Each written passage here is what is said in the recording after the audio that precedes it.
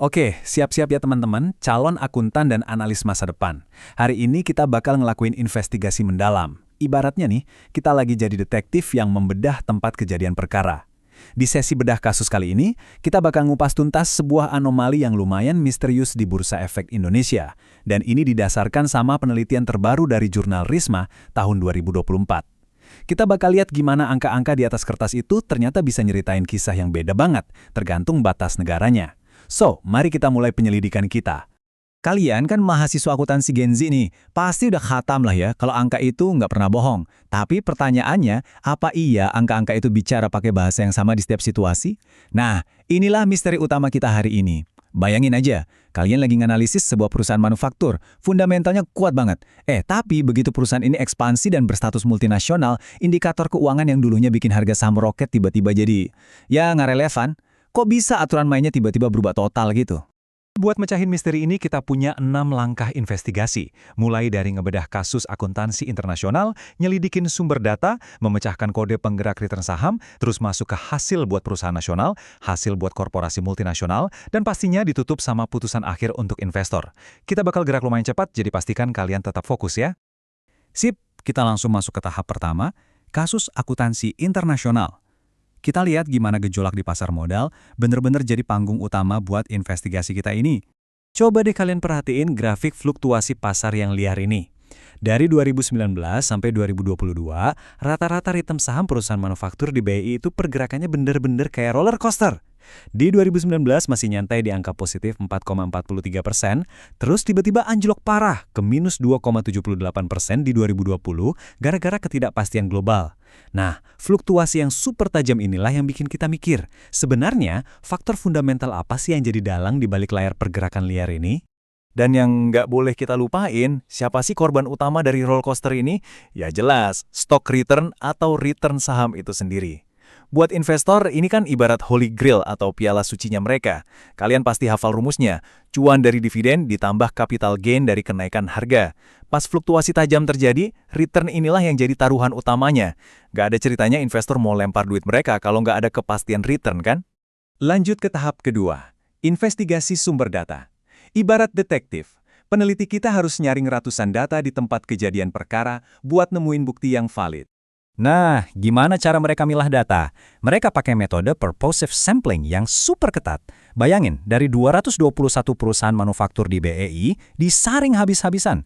Dibuang tuh perusahaan yang tipe profilnya nggak pas. Dicoret juga 67 perusahaan yang labanya negatif, plus 9 yang data publiknya bolong-bolong. Hasil akhirnya, kita dapat 2 kelompok tersangka yang sangat valid. 113 perusahaan nasional murni dan 32 perusahaan multinasional. Data bersih inilah kunci utama kita. Masuk ke tahap ketiga, memecahkan kode penggerak return saham. Karena sampel datanya udah kekunci, sekarang waktunya kita panggil 3 rasio keuangan yang jadi tersangka utama kita. Tersangka pertama kita adalah likuiditas, yang diwakili sama current ratio atau CR. Ini rumus fisiknya ya. Basically, CR itu ngukur seberapa mampu perusahaan bayar utang jangka pendek pakai aset lancar mereka. Teorinya sih, makin liquid, makin aman buat investor. Tapi, apakah rasio aman ini beneran bisa narik harga saham naik ke atas? Kita tahan dulu jawabannya. Terus kita hadapin 2 tersangka lainnya nih. Di satu sisi, ada leverage alias DAR. Ini ngeliatin seberapa nekat perusahaan main utang buat modalin asetnya. Di sisi lain, ada profitabilitas alias ROA. Kalau yang ini murni soal efisiensi. Seberapa pinter manajemen muterin aset buat nyetak laba bersih. Ketiga tersangka udah baris rapi nih. Sekarang saatnya kita sidang mereka pakai data. Oke, tahap keempat, hasil kasus untuk perusahaan manufaktur nasional. Ini khusus buat 113 perusahaan yang murni operasi di dalam negeri aja ya. Mari kita lihat apa yang terjadi. Siap-siap, karena hasilnya beneran mind-blowing. Di dunia statistik, kalian tahu kan, skor T itu wajib nembus 1,96 biar dianggap signifikan. Nah, buat perusahaan nasional, likuiditas sama utang nggak ngaruh sama sekali guys. Skor CR dan DR jeblok bener-bener gak diwaro sama pasar. Tapi coba kalian lihat ROA. Profitabilitas melesat jauh banget ninggalin yang lain. Boom! Skor 4,433 buat ROA ini adalah bukti absolut. Artinya apa? Di pasar domestik, investor kita itu sangat pragmatis. Mereka nggak peduli seberapa banyak duit kas yang nganggur atau seberapa numpuk utang perusahaan. Asalkan aset itu bisa diperas habis-habisan buat nyetak profit tinggi, mereka bakal beli sahamnya. Buat perusahaan lokal, efisiensi cetak cuan adalah satu-satunya raja. Eits, tapi tunggu dulu. Investigasi kita belum kelar. Masuk ke tahap kelima, hasil buat korporasi multinasional. Kita geser fokus ke 32 raksasa global tadi. Ini nih pertanyaan $1 juta buat kalian para calon auditor. Pas sebuah perusahaan mutusin buat nyebrang batas negara, buka cabang di luar, ngadepin pusingnya valuta asing dan geopolitik, apakah prioritas investor bakal tetap sama? Apakah si raja profitabilitas tadi masih berkuasa? Dan inilah plot twist paling epik di kasus ini. Buat perusahaan multinasional, si ROE yang tadinya jadi raja absolut, tiba-tiba turun tahta. Skornya nyungsep ke 0,051, bener-bener nggak signifikan. Profitabilitas tiba-tiba nggak ada artinya buat pergerakan saham. Terus siapa dong yang ambil kendali? Yup, leverage. DAR tiba-tiba melesat tajam dan jadi satu-satunya rasio penentu. Skor DER yang nembus 3,549 ini bener-bener ngedobrak semua asumsi basic kita. Kenapa bisa begitu? Karena pas perusahaan jadi entitas global, profil resiko mereka itu berubah drastis.